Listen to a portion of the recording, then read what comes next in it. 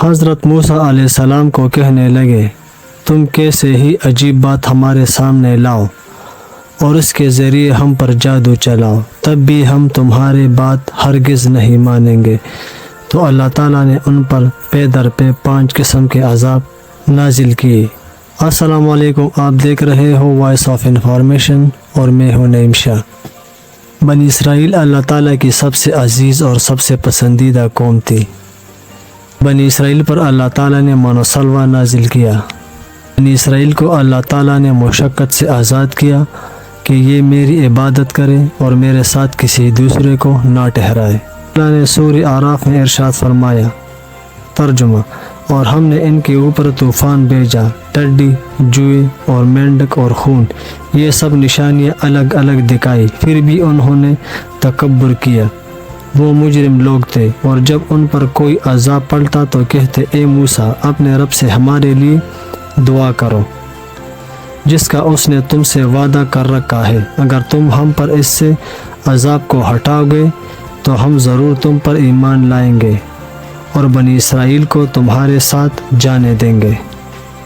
قوم فرعون پر 5 قسم کے عذاب کا ذکر ہے، اور عبداللہ ابن عباس رضی اللہ تعالیٰ عنہ کی تفسیر کے مطابق یہ ہے کہ ان میں سے ہر عذاب قوم فرعون پر 7 روز تک مسلط رہتا تھا۔ ہفتے کے روز سے شروع ہو کر دوسرے ہفتے کے دن ختم ہو جاتا، اور پھر 3 ہفتے کی انہیں مہلت دی جاتی۔ یہ قوم فرعون فرقات کا عذاب مسلط ہوا، موسیٰ علیہ السلام کی دعا سے ختم ہو گیا، مگر یہ لوگ اپنی سرکشی سے باز نہ آئے تو حضرت موسیٰ علیہ السلام نے دعا فرمائی کہ اے پروردگار، یہ ایسے لوگ ہیں کہ عذاب کاٹ سے بھی متاثر نہ ہوئے اور معاہدہ کر کے بھی پھر گئے، اب ان پر ایسا عذاب مسلط فرما دیجئے جو ان کے لیے دردناک ہو اور میں آنے والوں کے لیے درس عبرت بنے۔ تو اللہ تعالیٰ نے ان پر طوفان کا عذاب بھیجا۔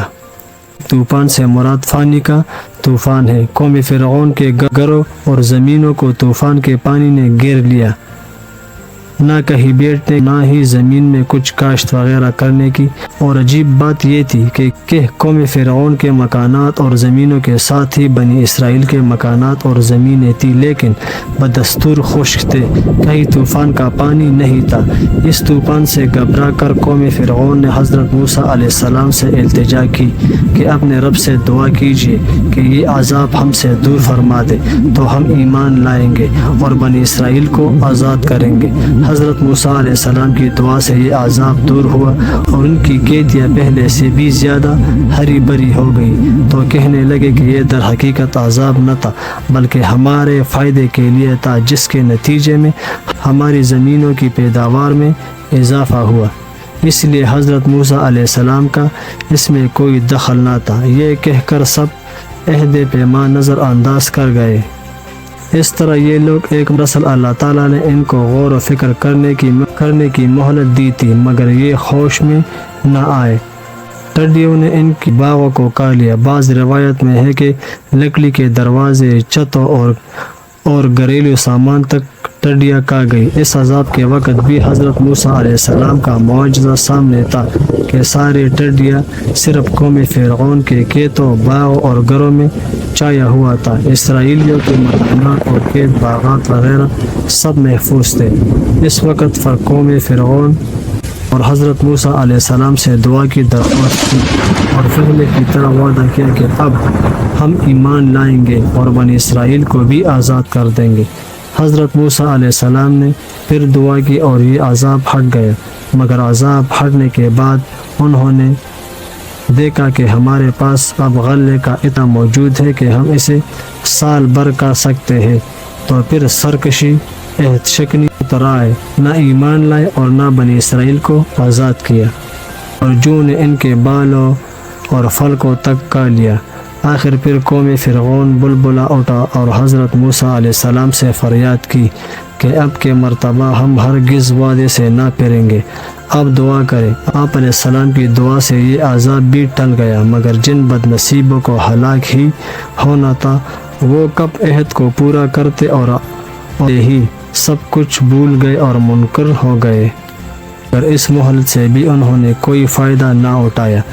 یا تو چوتھا عذاب مینڈکوں کا ان پر مسلط کر دیا گیا، اور اس کثرت سے مینڈک ان کے گھروں میں پیدا ہو گئے کہ جہاں وہ بیٹھتے تو گردنوں تک مینڈکوں کے ڈیر لگ جاتے، سونے کے لیے لیٹتے تو سارا بدن ان سے دب جاتا، اور ان کو کروٹ بدلنا بھی ناممکن ہو جاتا، ہر چیز میں مینڈک بھر جاتی۔ آخر اس عذاب سے تنگ آ کر سب رونے لگے، اور پہلے سے وعدوں کے ساتھ معاہدہ کیا، ہاتھ اٹھا لیا، اور اللہ تعالیٰ نے اس عذاب کو بھی ختم کر دیا۔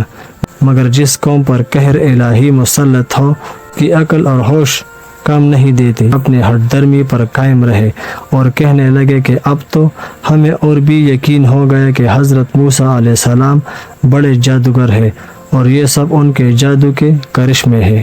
خون کا عذاب۔ پھر 1 ماہ کی مہلت، اس مہلت سے بھی کوئی کام نہیں لیا تو اب ان پر 5واں عذاب خون کا مسلط کر دیا گیا۔ ان کے ہر کھانے پینے کی چیز خون بن گئی، کھانا پکانے کے لیے رکھے تو وہ بھی خون بن جائے۔ ان سب عذابوں میں حضرت موسیٰ علیہ السلام کا معجزہ مسلسل تھا کہ ہر عذاب سے اسرائیلی محفوظ تھے۔ خون کے عذاب کے وقت فرعون کے لوگوں نے بنی اسرائیل کے گھروں سے پانی مانگا، جب ان کے ہاتھوں میں تھا تو پانی تھا، اور جب ان کے ہاتھوں میں گیا تو خون ہو گیا۔ ایک ہی دسترخوان پر بیٹھ کر قطبی اور اسرائیلی کھانا کھاتے تو جو لقمہ اسرائیلی اٹھاتا اپنی اصلی حالت پر ہوتا، اور جو لقمہ یا پانی گھونٹ قطبی کے منہ میں جاتا تو وہ خون بن جاتا۔ یہ عذاب بھی بدستور 7 روز تک رہا۔